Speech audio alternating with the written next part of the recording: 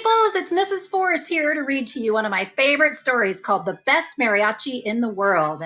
And I brought my sombrero to show you because this is the kind of hat that the band members in a mariachi would be wearing for their performance. This story is written by J.D. Smith and illustrated by Danny Jones, and it is published by Free Raven Press. Gustavo was the worst mariachi in the world. Everyone else in the family band could play an instrument, but not Gustavo. He did not play songs at weddings or at restaurants. He did not wear a charro suit or a sombrero. Sometimes he reached for the bow of his brother Raimundo's violin. Raimundo quietly said, "Don't touch the bow of my violin. You might break it. It's not for you." Sometimes Gustavo tried to play his Uncle Enrique's brass trumpet. Uncle Enrique gently said, "Put down my trumpet. You might drop it. It's not for you." Gustavo did not even try to pick up his father's guitar. It was taller than he was.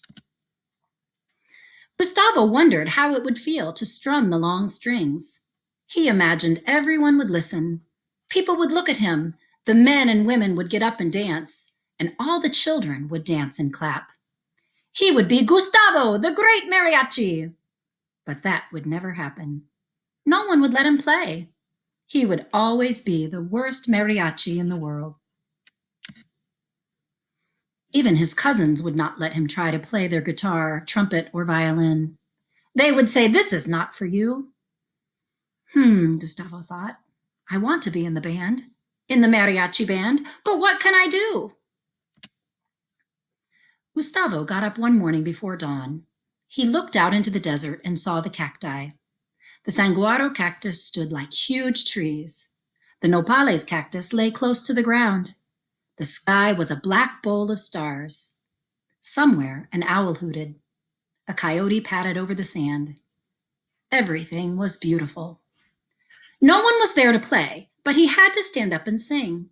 He just had to sing.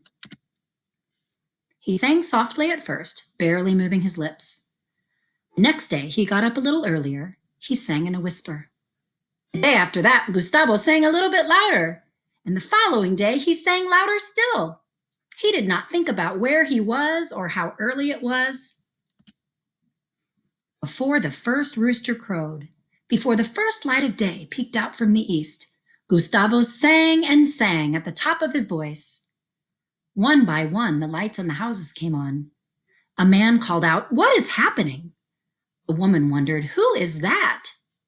A child asked, "Who is that singing?" Gustavo kept singing. He sang of traveling men. He sang of faraway places and of coming home again. He sang all the songs he knew.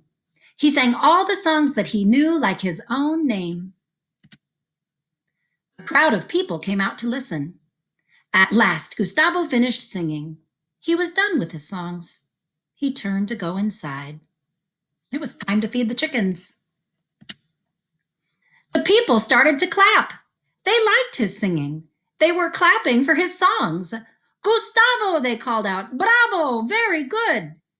They kept clapping. The women waved their handkerchiefs. His brother gave him a big hug and said, "You are a real mariachi." His father said, "You, my son, just may be the best mariachi in the world." His cousins carried Gustavo, the best mariachi, into the house. They made him a huge breakfast, and then they fed the chickens for him. The next time the band played, Gustavo wore a charro suit. He wore a sombrero. He sang the songs that had brought everyone outside. All the people clapped and cheered. He took off his sombrero and took a deep bow. "This," Gustavo thought, "is for me." The end. I hope you liked the story. We'll see you next time.